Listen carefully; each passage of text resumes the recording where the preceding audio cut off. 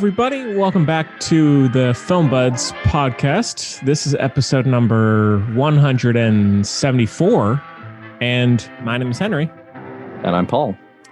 This week, we're going to be looking back at some early classics. We have a review of Casablanca from 1942, and then we have a review of The Invisible Man, the original Invisible Man from 1933.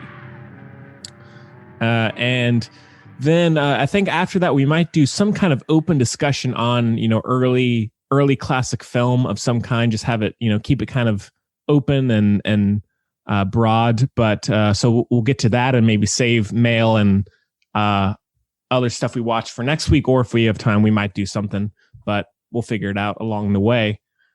Well, Paul, how you doing? Doing well. Just been sort of hanging on.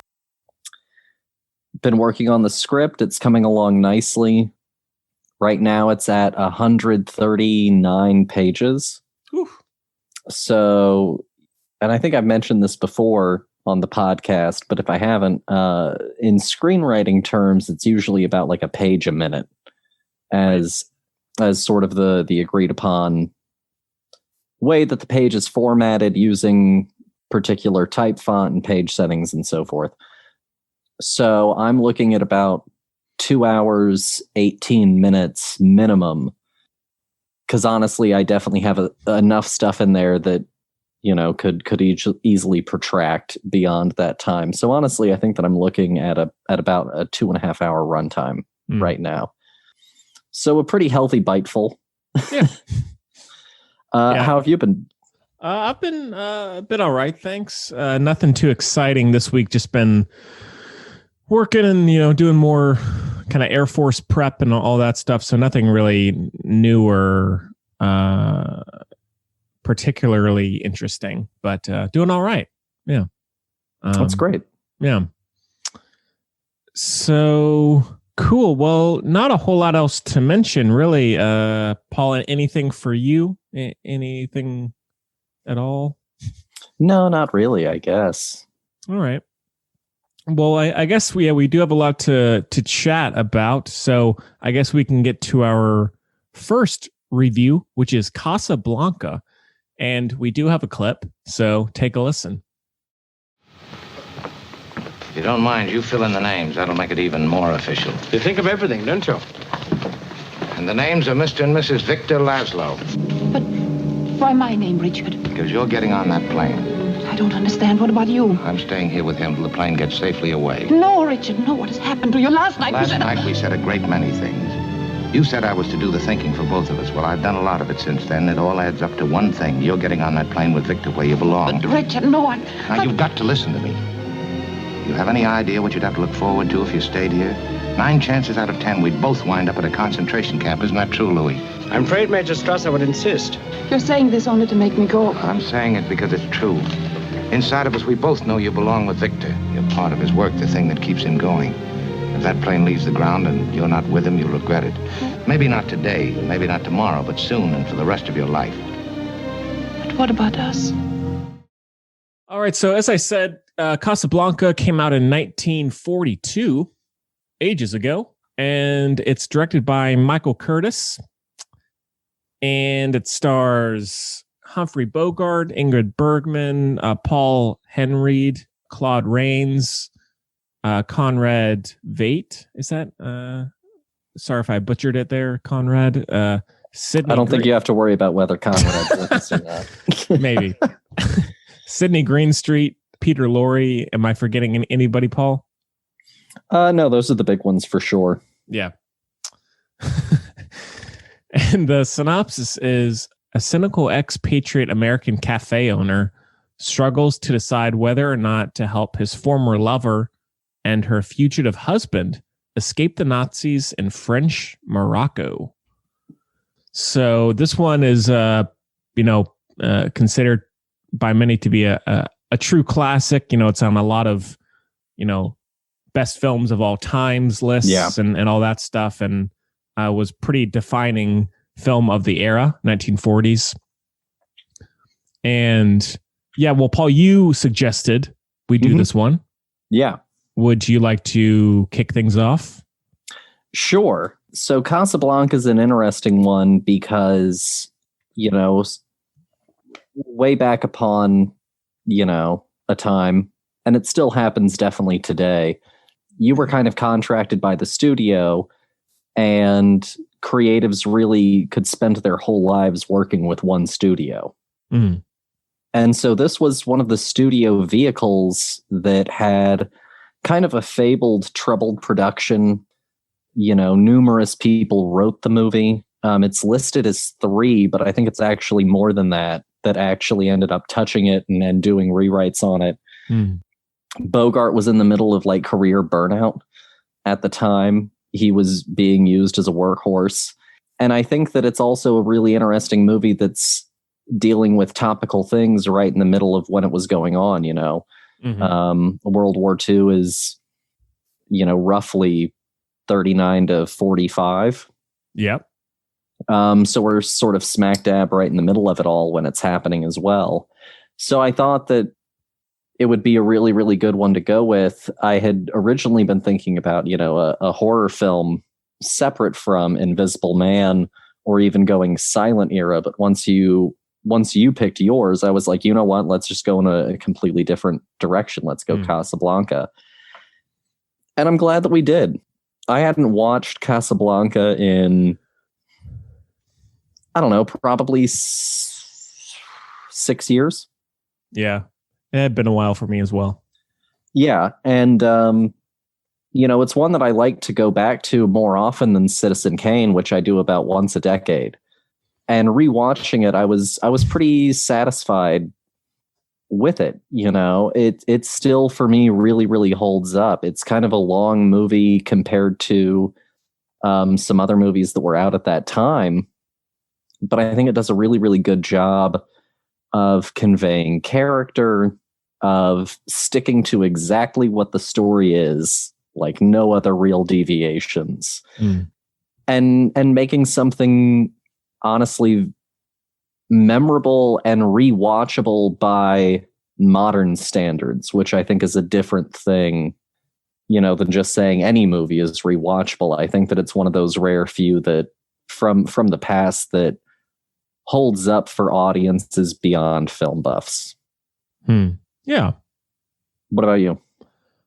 Yeah, I like it a lot as well. It's not one that, if we were to do a top 5, top 10 list of maybe early films, it wouldn't really be on that list, I don't think, but I still really enjoy the movie a lot. I love the World War II setting and of course the Casablanca setting is great. And I think Ingrid Bergman and Humphrey Bogart are great together, and all that stuff has been said, a million times, but I think it does do a good job of, by the end of the movie, feeling very grand and very romantic in a lot of ways, despite the darkness of the story. And so, yeah, I agree with it in terms of its rewatchability. And I think that it really feels of the time, but nevertheless, it's very accessible. It's not so over the top like a lot of movies were at the time, to where someone fairly new to early film would be kind of turned off by it. I think that it's, pretty easily digestible. Yeah.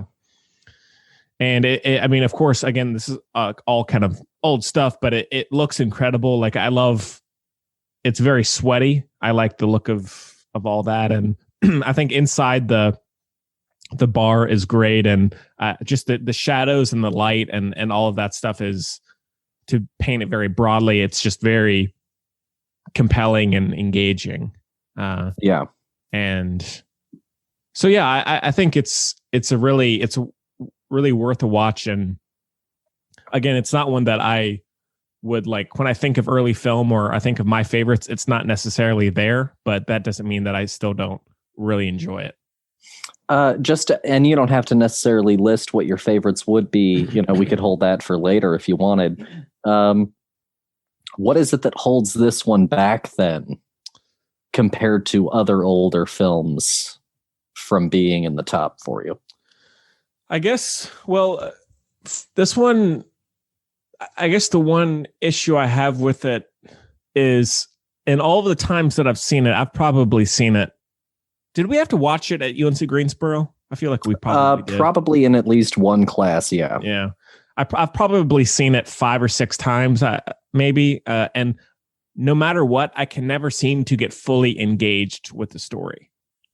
Interesting. And like, I feel like I want to care about it more than I do. And by the end, I love the final maybe 20 minutes. But for a lot of the movie, I feel kind of distant from it. Mm-hmm. Doesn't mean I'm not enjoying it or I'm not entertained by it. But compared to other films within that same era, same genre, I feel like I'm always kind of struggling to get really invested fully. No, I completely get that.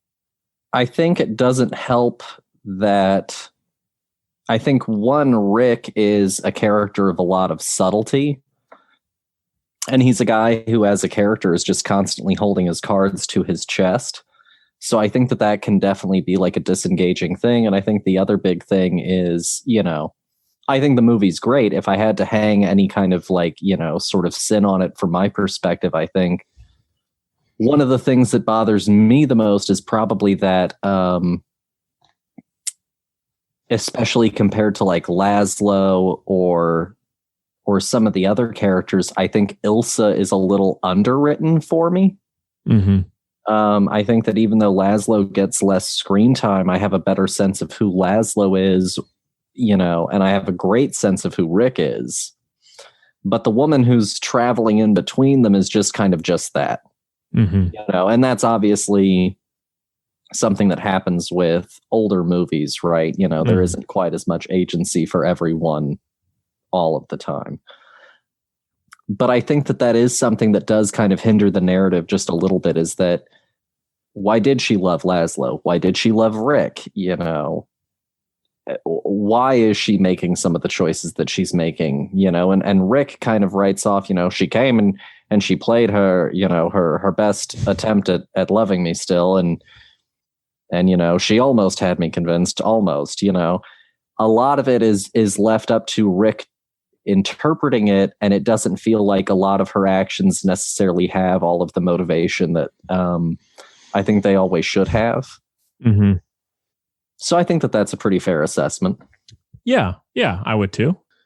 I think that even so, like, as I said, I think the final 30 minutes or so are my favorite. Like, I think from when Humphrey Bogart and Ingrid Bergman get to, I guess it's a hotel or something at night, and they're talking about the time in Paris and all of that. I think all of that is great, and I love the look of that scene.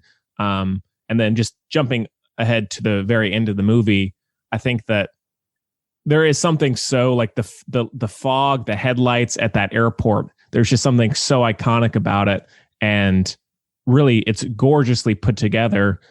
Even without the, kind of the famous lines at the end, it's just the monologue Humphrey Bogart gives to her, and everything is just really, it feels like it hasn't aged today. It's still just as romantic and epic as I feel like it would have been at the time.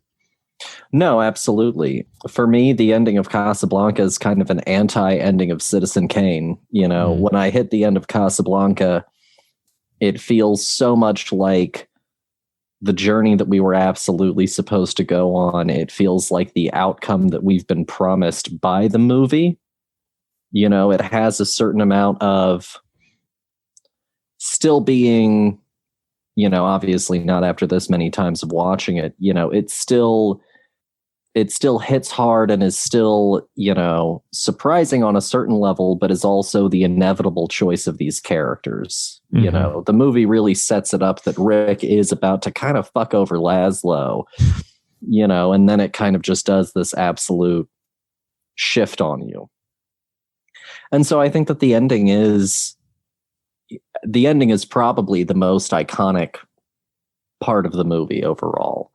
And for me, I think that it works great. Whereas something with like Citizen Kane, I think the movie is great up until the ending. And then the ending really kind of hurts that movie for me. Yeah.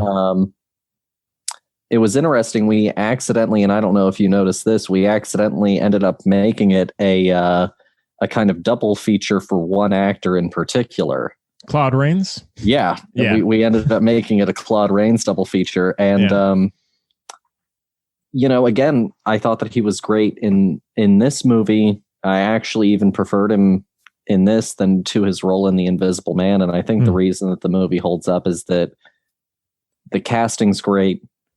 Character is right there in the dialogue for everyone. It's using great talent that they have at their resources. And I think that this is a great example of what older filmmaking, shows what movies were going to be. And I think that's why Casablanca kind of always ends up making these lists, is because it's a much more modern story compared to a lot of other older film. Yeah, for sure. And also, I was looking at his IMDb page. The director, Michael Curtis, he has 179 director credits to his name. Yeah. Right before he did Casablanca, he did Yankee Doodle Dandy. So I might have to give that one a poke. But yeah, I don't know. It's hard to really talk about it because it's such a simple film, but it works so well. Now, how do you feel about Humphrey Bogart and Ingrid Bergman in general? Their chemistry's great. How do I feel about them in general? I think their chemistry's great. I think that she still brings a lot of depth to her character, even if it isn't 100% there on the page all of the time. And I think Bogart brings one of the best performances, definitely, of the movie. And maybe it's because he was dog tired, but it's a very understated performance. But there still is a lot going on. You can see that he's a little bit world weary, that there's a lot that's being processed in that furrowed brow. And so I think that he manages to bring a lot of depth and a lot of gravitas to the role. This is probably my favorite role of his. I've seen some of his others, Maltese Falcon and The Big Sleep and things like that. I think that's my favorite of his. The Big Sleep. Yep. Yeah. And I think that he's great. I think that he just constantly has that right kind of raggedness to his heroes. He always brings about that kind of I'm tired edge, but not in a way that ever makes the performance feel tired. Yeah. What about you? Yeah, I wouldn't say I'm a huge Humphrey Bogart fan. I've never disliked anything that I've seen him in, but after a while, I feel like he starts to feel it starts to feel a little bit repetitive across a lot of his roles. And I mean, there are plenty of actors out there who, do the exact same thing in every movie, and they're great at it, but it's, purely a subjective thing. But I feel like in the case of Humphrey Bogart, for me, I don't always enjoy him as much as I do other, big actors of the time, like, Cary Grant, Clark Gable, and others like that. I feel like Humphrey Bogart for me would be lower on the list. But I love Ingrid Bergman. She's one of my favorites of the era, for sure. Have you seen African Queen? I have. Okay. Yeah. That's another one that I really like him in. Those are probably my number one and number two character picks for Humphrey Bogart, or Casablanca and an African Queen. Bergman, I honestly, I've seen her in other things, but for me, she isn't, I guess, necessarily one of the standouts of the generation. I think that she does a great job, and maybe I just haven't seen enough of her. Have you seen Notorious? That's my favorite of hers. Yeah, I saw Notorious once quite some time ago. Yeah. So who knows? Maybe I'll go and give it a rewatch. Yeah. And I guess Spellbound, was she in Spellbound? Was that the one? Oh, yeah. Yeah. Notorious and Spellbound are my two tops of hers. Okay. Spellbound, I haven't seen at all. Yeah. But no, otherwise it's a film that, I think it's very deserving of having such a long shelf life, and I see why people continue to praise it and put it as, best of the best for many reasons. Yeah. So, yeah. No, absolutely. I think that, it's almost tricky. There are things where it's like, oh, it's almost cliche to say that it's one of the best of the best, but cliche as it is, this is a really straightforward narrative that on a certain level, I think kind of transcends some of the when that story takes place, because if you really boil it down, a lot of that story could have been moved around, Mm-hmm. It's a love triangle about people in a hard time. And I think that could be, a story that really endures and carries on. And I think that's probably one of the big reasons that it has really endured, is just the simplicity of the narrative, of the character work, of the choices they make, and also by not choosing the obvious ending, Mm-hmm. which is that Rick gets the girl. I think that it really elevated itself outside of just being any other movie. Yeah. And on that point, I will say, I feel like it does a good job for me of, at that moment at the end, I am always surprised that it's not a happy ending. Yeah. And I feel like it gets me every time, even though I've seen it many times. I'm like, oh, right. And I kind of connects a little bit. I'm like, oh yeah, that's one of the reasons why this movie works. Yeah, is that it doesn't just cop out and go, and there goes Laszlo. Everyone wave bye to Laszlo, you know. And it's a bold pick for a character, It's a hard choice to make your character choose the right thing over the easy thing, as a person. And I think that they managed to lead Rick right to it in the best possible way. Yeah, I agree. All right. Anything else about Casablanca, Paul? I think that it's absolutely worth the watch. It may be a simple choice of a must-have, on your watch list of cinema history, but I don't think that will take away any of the merit of the why it's there. And also, I think that it will open up a doorway for a lot of people who consume a lot of media into a whole slew of not only references, but where certain character types and character tropes were sort of born. Because I think that the Humphrey Bogart version of this ultra reluctant hero is still something that we see in characters like how Hugh Jackman plays Wolverine. Yeah. Maybe that's a little bit of a stretch, but I feel like if you boil down where Hugh Jackman is pulling his references from, probably somewhere at the base of that pan is Rick from Casablanca. Mm. Yeah. All right. Out of 5 stars, Paul? You know what? I'm gonna go 5. 5 for me. Light 5. So cool. Well, we can put that one away, and we can get to our next review, which is The Invisible Man from 1933. And we also have a clip for this one, so take a listen. One day I'll tell you everything. There's no time now. I began 5 years ago, in secret, working all night, every night, right into the dawn. 1,000 experiments, 1,000 failures.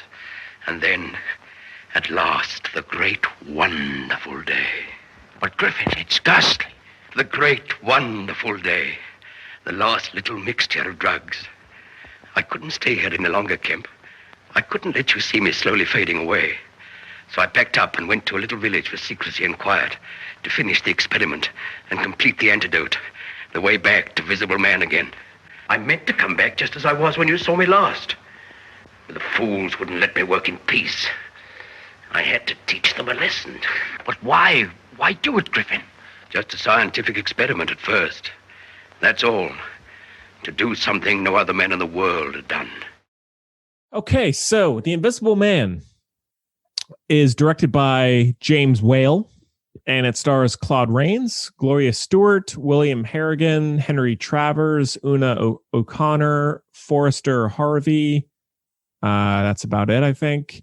And the synopsis is a scientist finds a way of becoming invisible, but in doing so, he becomes murderously insane.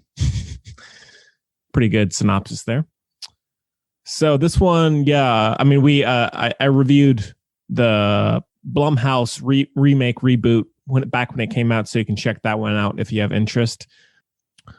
Paul, had you seen this before? I had not. Oh, okay. This was my first time with this one. Okay. Would you like to kick it off, or shall I?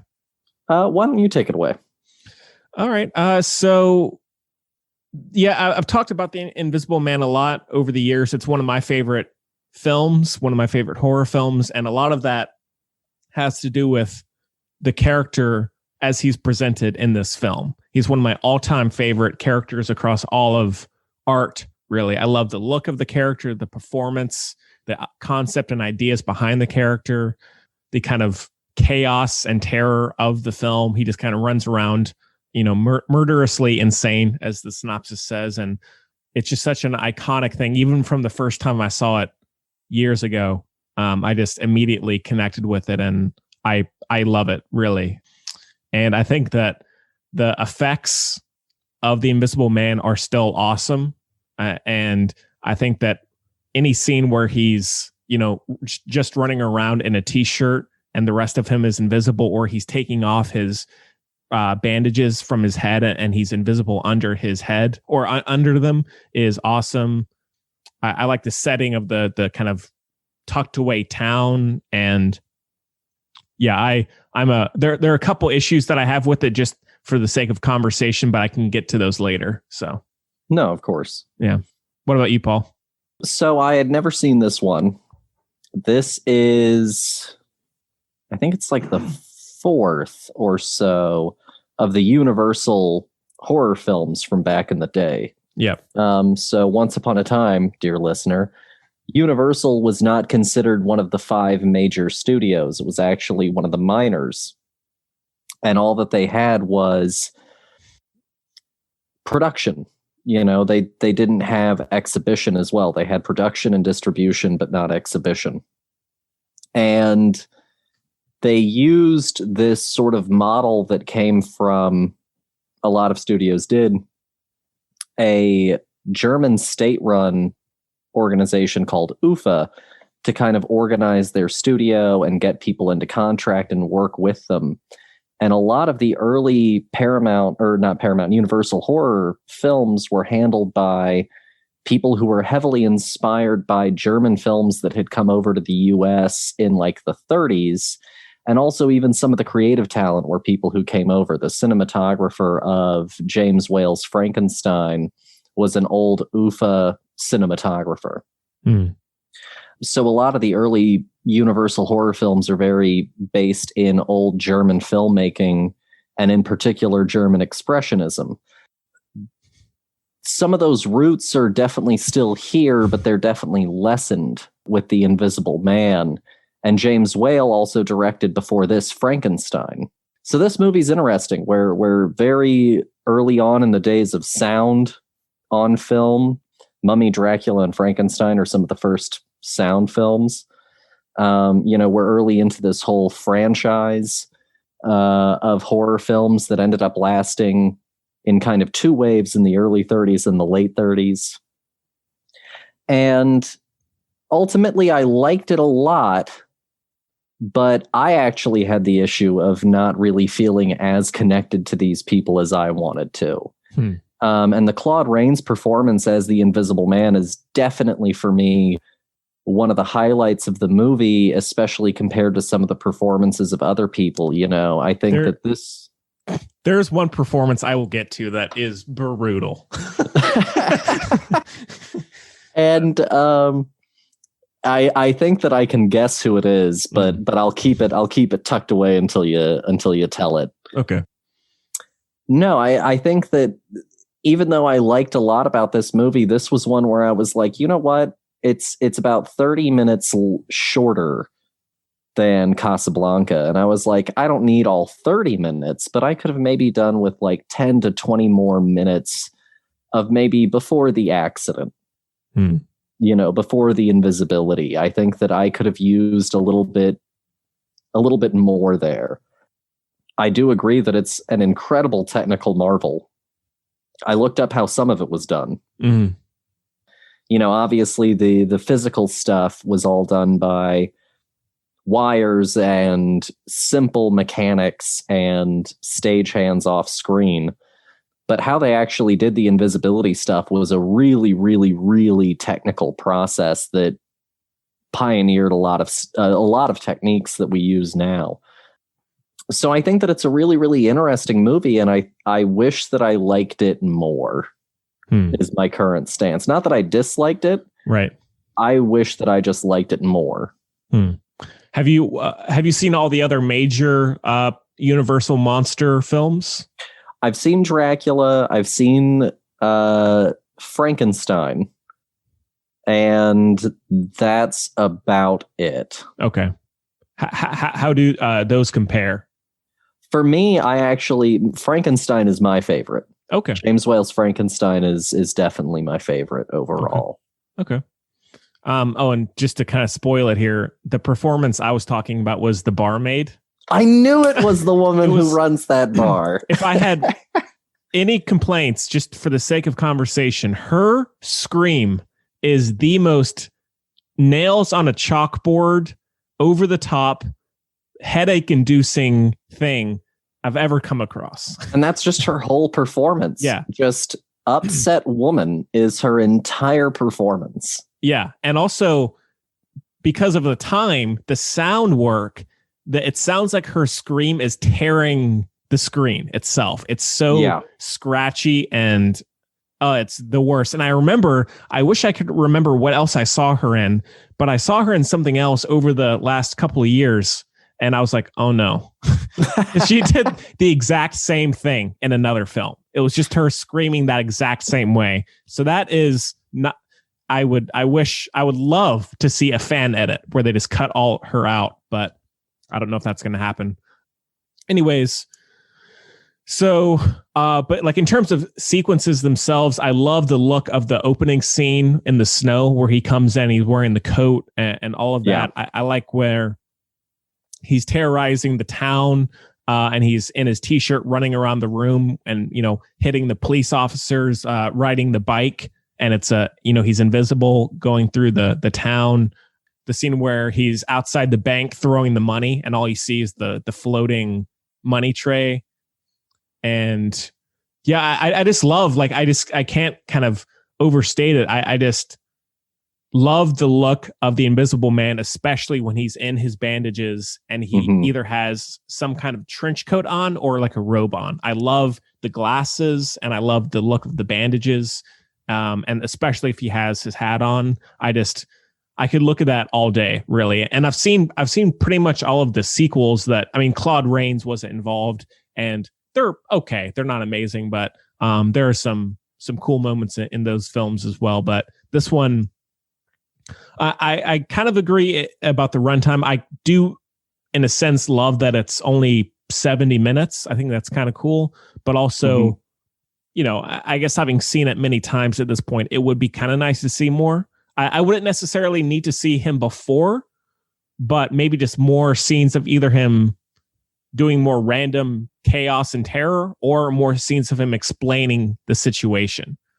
I think I just need one scene of him before just to do two things for me. One, to show the charming man that this woman loves, and two, showed how he went crazy.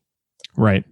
Because if this is the only character that I know, for me, it's a little bit harder to wrap my head around the idea that he was once a nice, normal guy. Sure. I think it's kind of the same issue that like Stephen King has with The Shining with Jack Nicholson. It's like he seems too much like the bad guy. There's a movie that we watched for movie history. I'm blanking on the name. It was about a dad in the suburbs and he takes cortisone, which is like a very simple medication. And he ends up going completely fucking crazy and like beats his wife. And this is like an old film. It's 70s, 60s, 70s, and it's a ultra wide movie. They've got the lens on it that has it's shot on Super 70, and it even has the lens that causes the slight disruption. Yeah, where straight lines start to fish out. Right. And we watched it, I think, in film history. And it's about this dad who goes and takes a medication and goes completely fucking batshit. And even though that movie overall is not that great, being able to see A and then seeing who he transitions to B, you know, is a much more satisfying journey than starting out with just B and then trying to find your way into empathizing with him, I think. So I definitely liked it a lot. It was one of those things where I felt like I had to do more work to find my way into enjoying it. As opposed to even some of the old classic monster stories. I think, and I think that his design is great. And like, there are definitely parts of the movie that absolutely captivate me. You know, I sound very negative. There are definitely parts of the movie that have me locked on. Like his first arrival. Oh, yeah. I was so interested. I was like, oh, where the fuck are we going? Like, this is pretty weird. Guy walks into a room. Where's it gonna go? So it's definitely, I think, a rougher, older film for me. But I do think that it's one that is super worthy of, minimum at least, that kind of you should watch it for the history buy-in. You know, you should 100% watch it, not only for Universal's history as a horror studio, but also for the work that went into making this movie, because it's a technological marvel on every level. And also just because the Invisible Man rocks, Paul. No, yeah. Claude Rains does a great job with the part. He's the best part of the whole movie, probably, cast-wise. I like his laugh. He has a good kind of maniacal laugh. Yeah. All that stuff I agree with. I think that maybe it's because it's the time that it came out. I'm a little more, I guess, more forgiving or something along those lines of why there's not more there. I kind of just like that it's so simple and so quick in a lot of ways. And so I kind of like it in a way that's more streamlined. If this exact same thing came out now, perhaps I wouldn't feel that way. But I think just having come out in the early 30s, I kind of just, I go with it, you know, but I get that criticism for sure. And also, I don't know if I would ever, or not ever, but I don't know if I fully empathize with his character. I'm not like sobbing. I'm so, sorry this is all happening. But I just, for whatever reason, I find him very compelling and interesting. And a lot of that might be performance. I don't know. And the look as well. But I don't know. It's kind of inherent thing. I think he's such an interesting character. And I enjoy some of the twists that some of the sequels take, even if they're lesser. And I also really enjoyed the Blumhouse one, even though they do away with the original design. Have you seen Hollow Man with Kevin Bacon? I haven't, but I've heard people it's similar, telling me to watch that. Yeah. It's an Invisible Man story, but I think his transformation of invisible is like a slightly slower process. It's been a while since I've seen that movie, but Hollow Man, if you really enjoy Invisible Man stories, could be one that you enjoy. You could also go and look up 2003's The Erotic Misadventures of the Invisible Man. I might have to. Lazy Sunday kind of movie. Right after church, Yeah. Go and put on the erotic adventures. So long, everybody. I've got plans. Fuck Sunday school. I know what I'm doing. Yeah. And also a few other scenes. I love the scene where he's shot at the end, where you see the footsteps and then he's shot and you see him, the impact on the ground. And then at the final scene where you see him come back to visibility. And also, random question, Paul. I mean, I've said if I had a superpower, it would be invisibility. What would yours be? Telekinesis. Okay. I feel like it's a very pocket knife kind of power. You know, can't. Shit, I locked myself out of my house. Let me just use my telekinesis real quickly to just kind of, sure, force the lock open. Oh, I don't feel like driving. Let me just fly somewhere. I feel like it's a really, really useful power. It's the everyday needs of that. It is. It's an all-arounder. Just when you think it won't come in handy, it will. Yeah.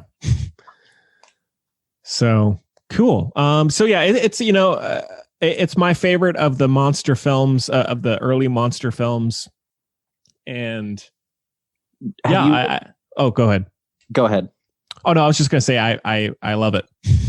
Have you looked into some of how they did it? A little bit, yes. Yeah. Okay. So to really basically explain it to viewers, once upon a time, you couldn't just upload your footage into a software editor, click on the green, have that color taken out and replace it, with whatever your image was. You essentially had to go and take a film strip and matte out, for example, where the matte painting was going to be. So essentially, for like a whole series of film strip, you would go and you would look at it and it would be vacant. There would be this entire sort of nebulous space taking up part of each individual frame. And then you would have to go through and create a series of frames that had the matte painting backdrop. And then you would have to put them together and re-expose them and create this singular image that was originally a 2-film strip process. Right. With The Invisible Man, they did that same kind of concept, but what was happening was they were going through, they were filming one image, filming vacant images, filming rains in the set, but everything was covered in black velvet, except for certain things that needed to be visible. And then he was going through and doing that. And then anything that needed to move through the scene was matted out. So it was 4 strips of film that then ended up getting composited together into a singular experience. Yeah. So that's what they were doing all the way back in 1932, 1933, which is insanity when you think about the fact that, just a decade ago, they didn't even have sound on film. Yeah. So a lot of very early techniques that we use now, are all the way based back in the earliest days of filmmaking. We've improved upon them and made it easier technologically, but at their core, a lot of them are still very much the same kind of idea. Yeah. Professor Paul just laying it out. That's what I'm here for. I love research. Yeah. But no, yeah. So the effects are awesome. And one thing that I love personally is, like, you could call it a flaw, but I like watching it and being able to see little mistakes, like when he's taking off his mask or the bandages, and you see little bits and pieces of the outline or little like dark spots where it's clearly them. Yeah. And so I kind of like it, especially for the time that it came out. I kind of like seeing that because it reminds you, like, oh yeah, people actually had to do that, by hand, so to speak. Yeah. And so, yeah, that's really cool. Also, one thing I will say, one of the sequels has a scene where there's an invisible dog. The Invisible Man has an invisible dog, and that you just see this dog harness walking around, and it's terrible. It doesn't hold up at all, but it's a clever idea. So yeah, well, cool. Anything else about The Invisible Man? No, honestly, I think that does it. Just about does it. It's one of those that has a lot of, to borrow a phrase from theater, back of the house acting. You know, it's one of those where even though there's a camera right there, a lot of these people clearly come from a world of the back of the theater needs to see it. But I think if you can get past that and some of the other issues, you know, that just come with a movie aging, I think it's definitely worth the watch. And also, if you don't want to do all of the whole Universal horror franchise, I think minimum doing the first of each of them is a worthwhile experience. The first Dracula, the first Frankenstein, the first Mummy, the first Invisible Man, because we're looking at things that shaped an entire generation of not just movie makers, but also storytellers. You know, one of the reasons that the first characters or images that Stephen King's Pennywise turns into in the book It is the Mummy and the Wolfman and things like that is because it takes place in the 50s. These are the movies that are playing on TV. These are the things that are terrifying a generation. And I think it's interesting to go back and look at what people consider fearful. You know, what taboos are being tapped into, what ideas are being tapped into, what makes someone once upon a time go, that makes me afraid. And I think that that's a weird place to look, but I think that it's an interesting place to look to find out more about who we were. Yeah, well said.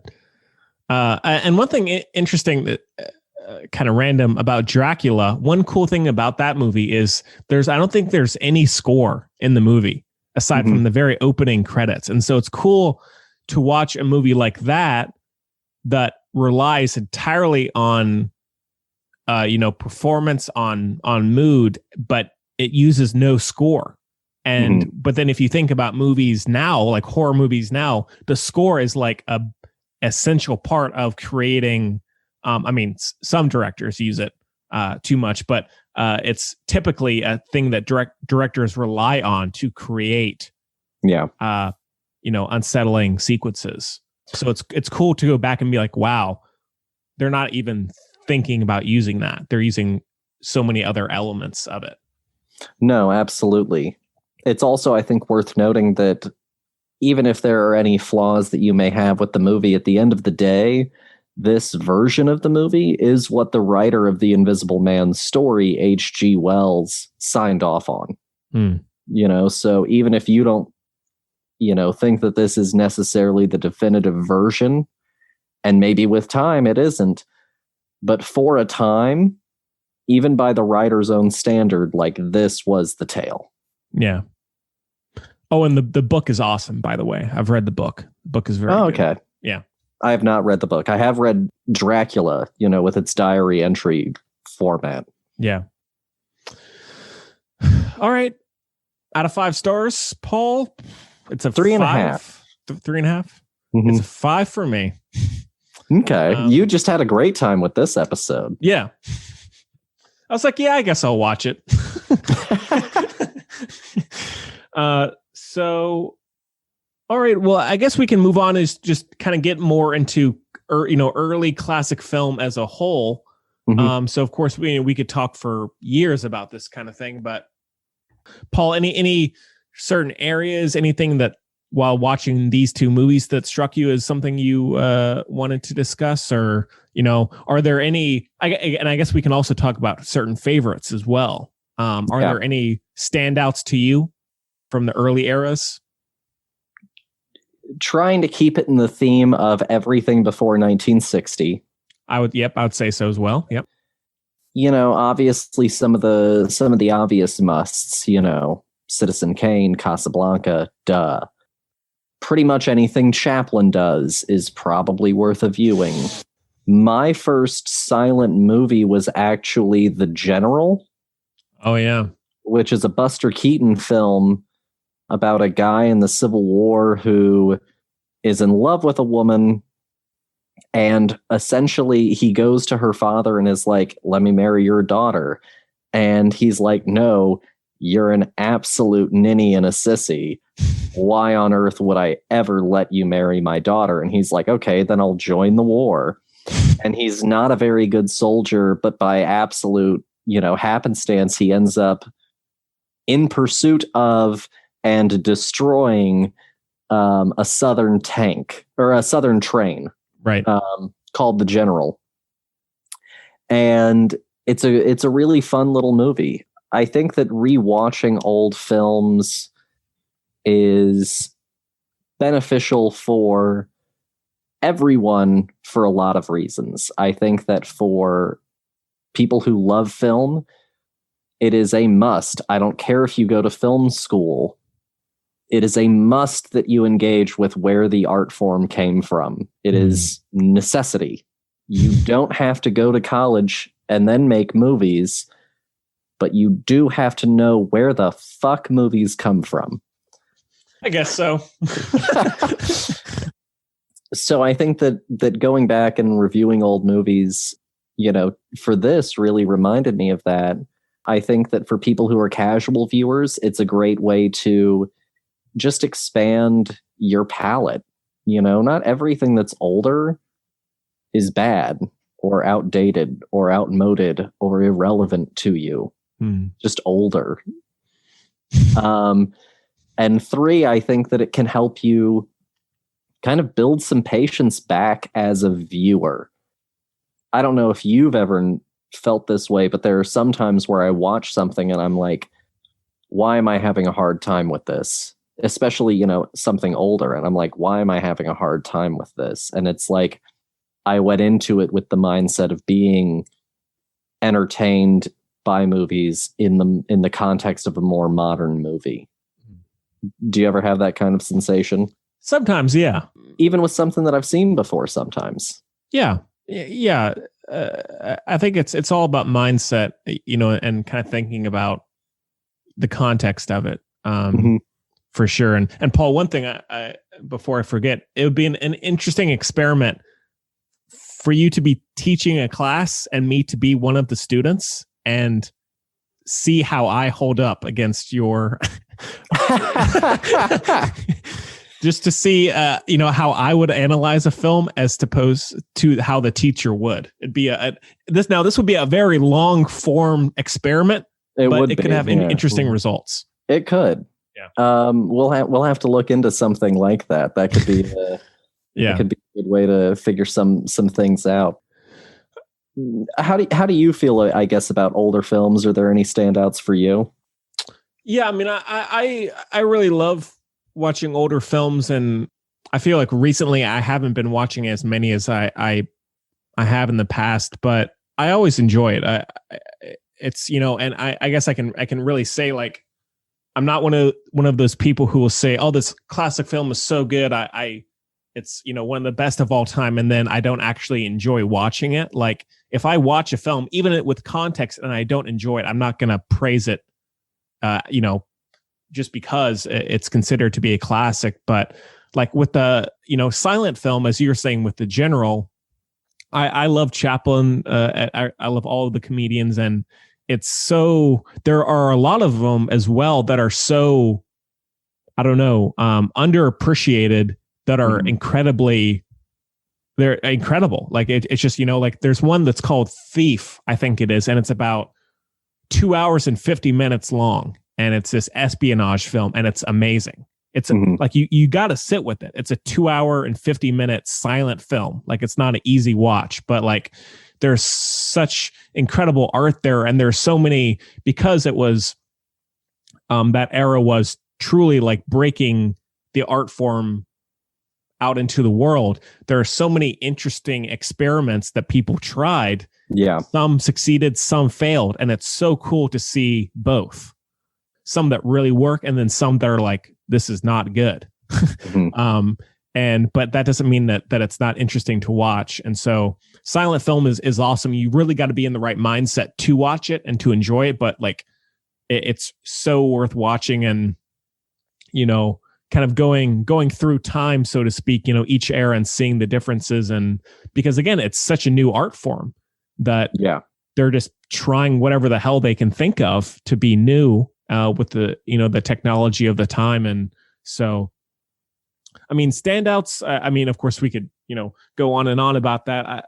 The Invisible Man would be up there for sure. I think Psycho is my favorite quote unquote classic film, early film.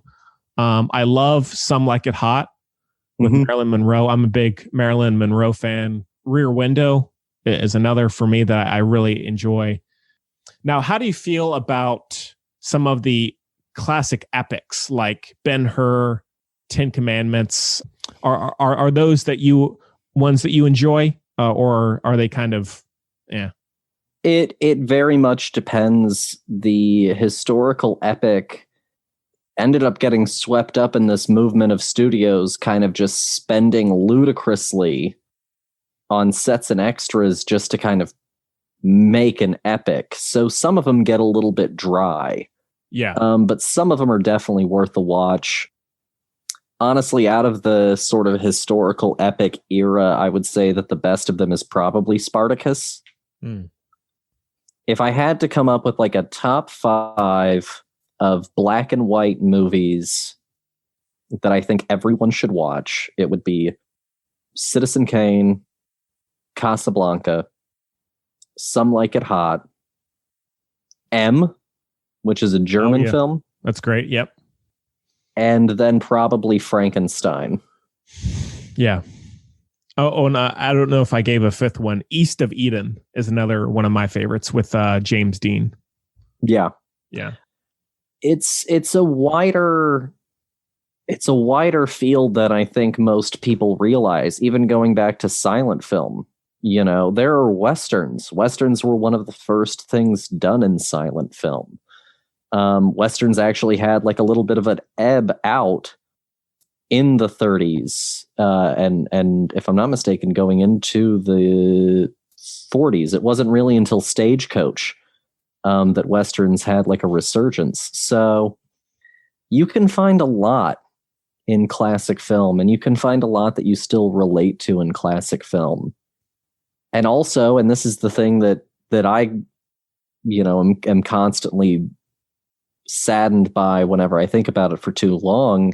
There are constant films that were good that are also now just gone.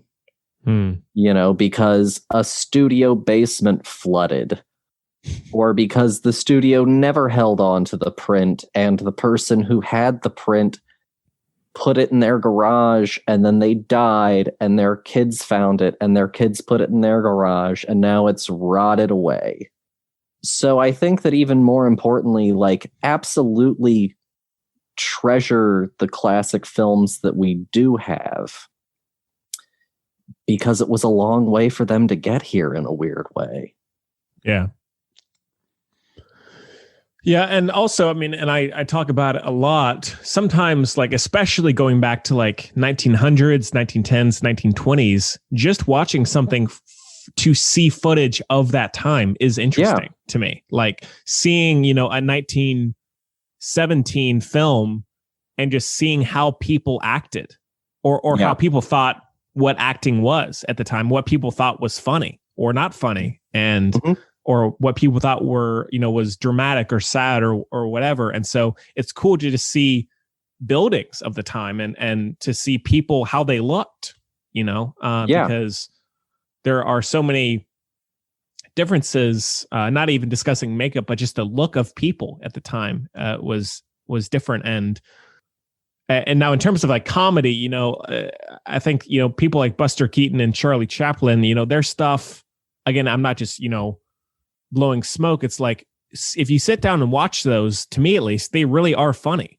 I'm not just saying, that's a classic comedy, you should watch it. It's like, there are flaws to those films, a lot of them, but like when it's funny, it's really genuinely funny. Just as I would laugh at something that came out yesterday would be, just in a, it's done in a different way. And that's also the basis for a lot of Jackie Chan's philosophy about how a moment is supposed to land and about how physical comedy is supposed to work. It's set up, punchline, and payoff, just without a single word uttered. Yeah. And I think my favorite Chaplin film would be The Great Dictator. I love that one. That's a good one. Yeah. Yeah. But yeah, it's, now what about in terms of 1960 or before? Do you have a favorite era For me, it would be the 50s. I would probably say the 40s. Okay. I really like 40s film. I love noir stories. I'm a huge noir fan. And some of that did obviously continue on into the 50s, but a lot of that was born in the 40s. You know, you get Touch of Evil, I think is like 49 or 59.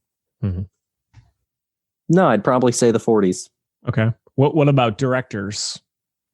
Probably Chaplin. Okay. Chaplin, and now I'm going even older than Chaplin, Georges Méliès. Oh, yeah. Yeah, I think the 50s for me, I love film noir as well. What would be some film noir? Like, are you like Double Indemnity? Are there any standouts? Double Indemnity is definitely one. Touch of Evil, like I said, is a great one. It takes place in like a Texas border town, so it's kind of a little bit of a change up of scenery for film noir at the time, and it's a really big touchstone for the Coens as well. M, obviously, which is a film noir from Germany, kind of that defined the genre. The Postman Always Rings Twice. The Big Sleep. Yeah. Yeah, I think, Alfred Hitchcock, it's kind of like the boring choice. I do love Hitchcock. I think Billy Wilder would be my other top one. And he did Some Like It Hot and Double Indemnity. And another film that he did that would be a favorite of mine is Sabrina with Audrey Hepburn. I really love that one a lot. In terms of actors, I love Cary Grant, Marilyn Monroe, Audrey Hepburn. Greta Garbo is one that I always love to watch a lot. And what about you? Any actors, standout actors? I love Hepburn. She was a resistance operative during World War II. Mm-hmm. And she ended up carrying messages in the toes of her ballet shoes. Yeah. That's a fun fact for you. She also cared for the director of the first Bond movie, who was a paratrooper that ended up falling behind enemy lines during World War II. That's what I think we also have to remember about a lot of the people that we discuss in, sort of 20s to 30s filmmaking and then 40s to 50s filmmaking is like 20s to 30s filmmakers.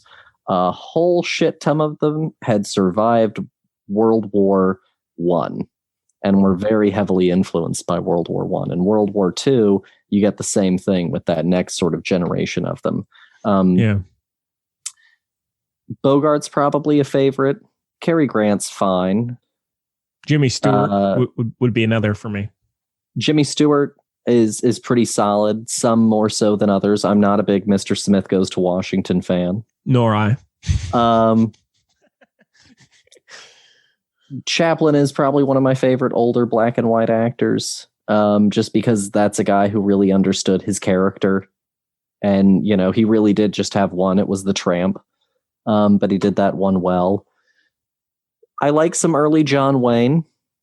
Some black and white era early John Wayne performances I think are pretty solid. He's got like a kind of middle section that gets a little spotty, but like some early stuff and some late stuff for him are great.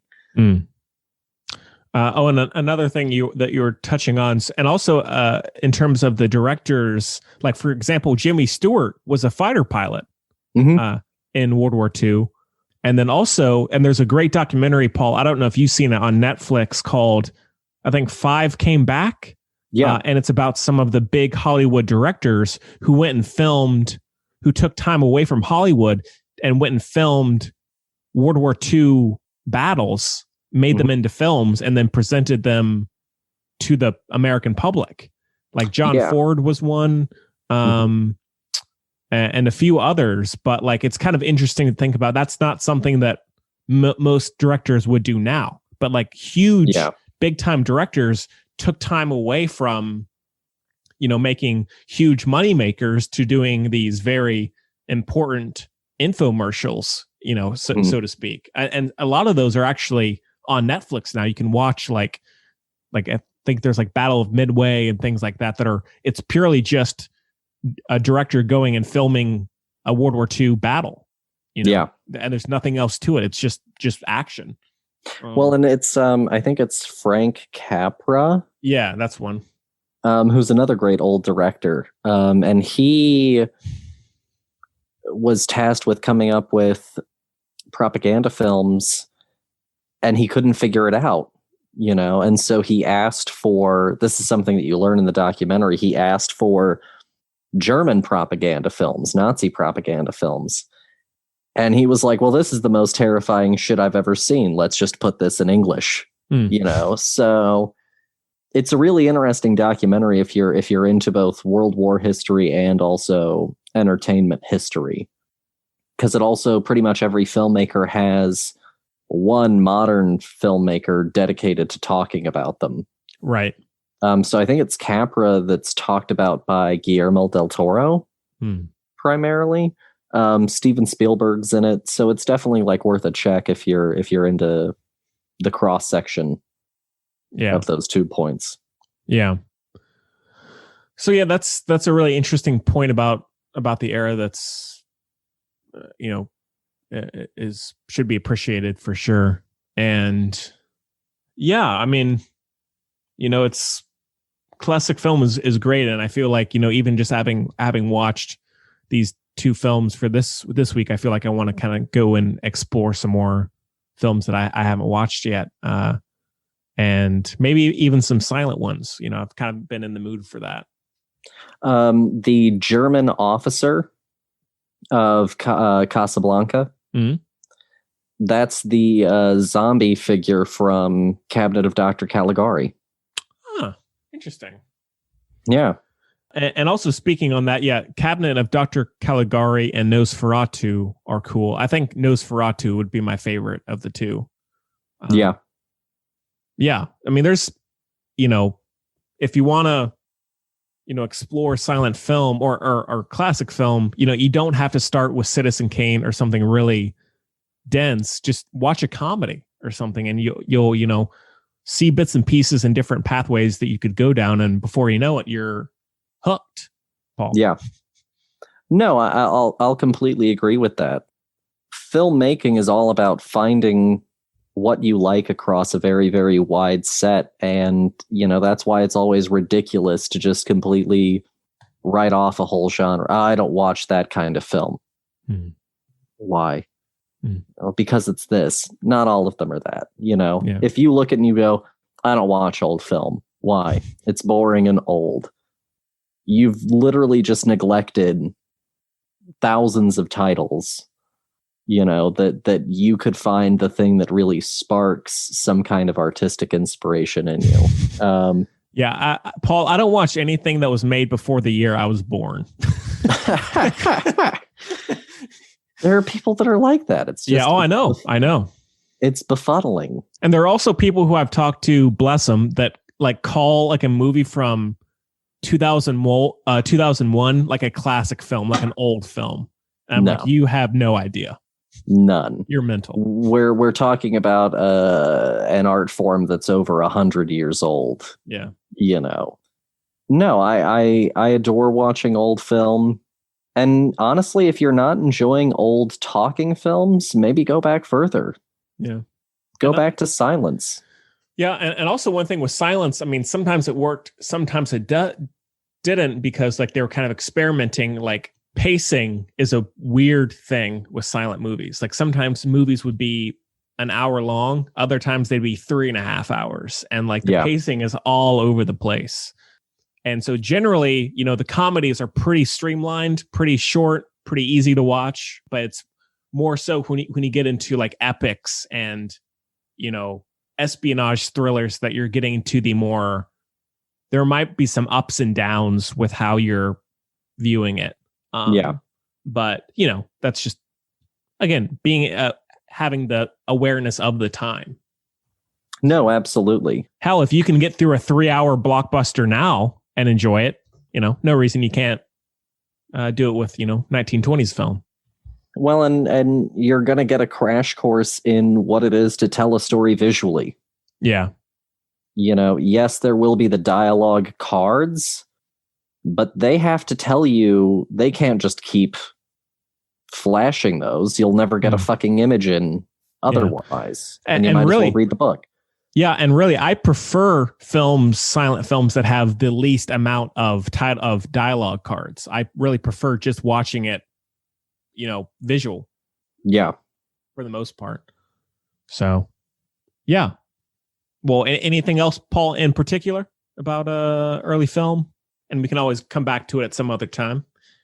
No, I think that I've hit my points pretty eloquently. If you're only watching modern films, you're only watching part of the story.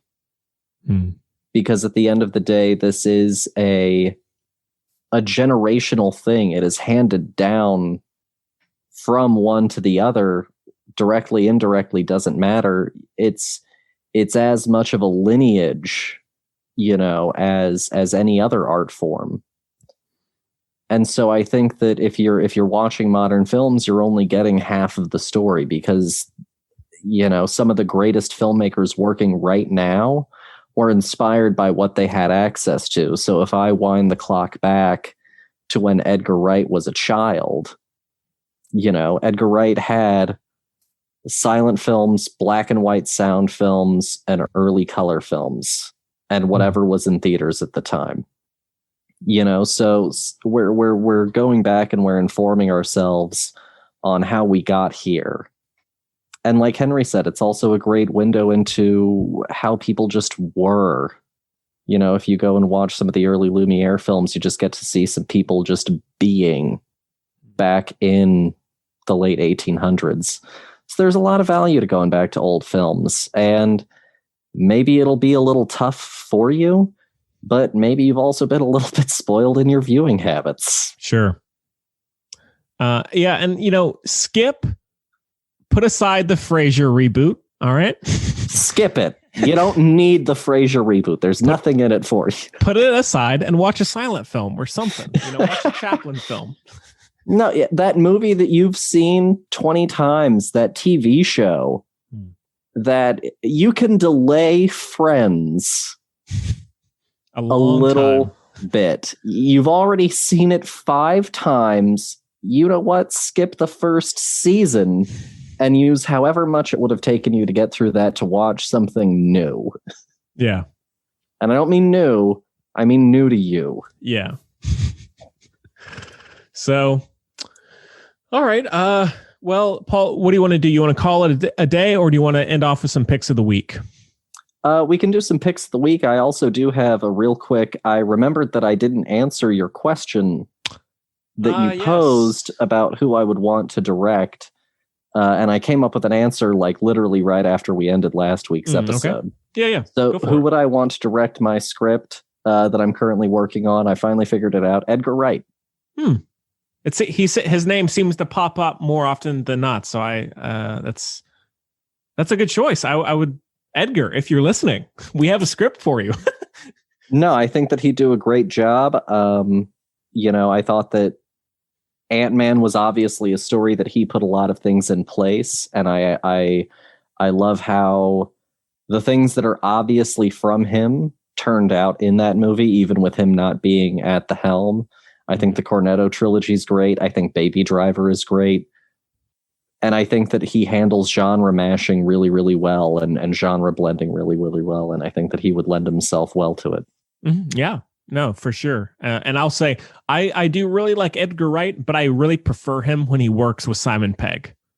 Okay. I don't love films like Baby Driver and Scott Pilgrim. I love the Cornetto trilogy. So I think when they work together, it's prime. But, well, cool. Yeah, that's a solid choice. And he has a new movie coming out soon. Yeah, Last Night in Soho. Yeah. Which is a title of a song. Yeah. Yeah. Okay, well, Paul, do you want to, what you've been watching? So I've only watched 3 movies since our last episode. So Ghostbusters. Nice. The Ivan Reitman one.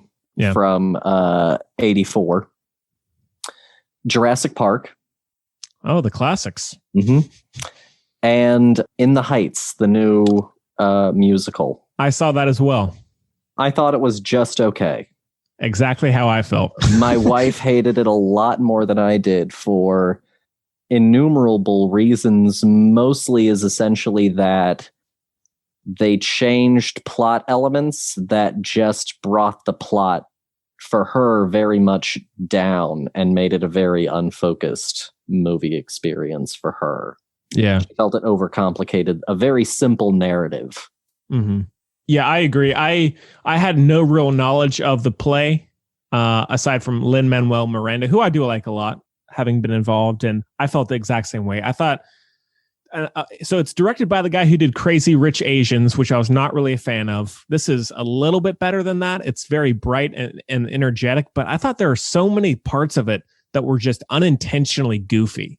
Like the writing was off, the performance was off. I liked the dancing and the singing, but I think that they could have done more with not cutting constantly during the dancing. I think there should have been more singular, one take, continuous shots and all of that. Another great thing about classic film, single one takes, like Top Hat and all those. And yeah, just very goofy, like just, and not like in a good way. Even for a musical, I thought there were parts of it that I was like, what are you doing? Yeah. For me, a great example of the too many takes thing is, or too many shots and cuts in a sequence is when Benny and Nina are having their shot. They're having this discussion inside of the cab dispatch, and it's the two of them separated by maybe 2 to 3 feet of space. And he's trying to convince her to hop on the radio and start doing call outs to the cabs. Mm. And instead of just doing a profile shot where we existed with these two kind of being fun and flirtatious, where we could have seen how they're playing off of each other, we do like shot, counter shot, shot, counter shot, shot, counter shot. Yeah. Really, really rapidly for two people essentially just talking to each other. And I know that it's through song, but like it's very, very fast on a level that I'm like, this makes Marvel editing look tame. Yeah. And like also, and it feels very John Chu? I think his name is. Mm-hmm. Get rid of the like Nintendo Wii-esque animation stuff that they did, like these weird little like falling, I don't know even what to call it, like these little weird things, like where she's connecting the subway line on the fence, all that stuff. My wife called them Scott Pilgrimisms. Yeah, that's a good way to put it. Yeah, like get rid of that stuff. And yeah, so I still, it was charming. It was light on its feet. I like that about it, but I don't seem to like it as much as a lot of people seem to. No, I've seen much better musical adaptations overall. I've just seen better musical movies. Oh, yeah, easily. So yeah, I'm in complete agreement with you there. What are your picks of the week? So I have a few things I was kind of burned through. I rewatched Sicario, the first one, which great movie. I absolutely love. I think it was in my top 5 or top 10 list of the 2010s. Just amazing. Rewatched Dodgeball, which is, just a fun comedy. It's I've seen it a million times, but it's just easy watch. Rewatched Rat Race, which is a classic. There are parts of it that are a little don't hold up totally, but it's still so wacky and ambitious in a lot of ways. It's just entertaining. Yeah.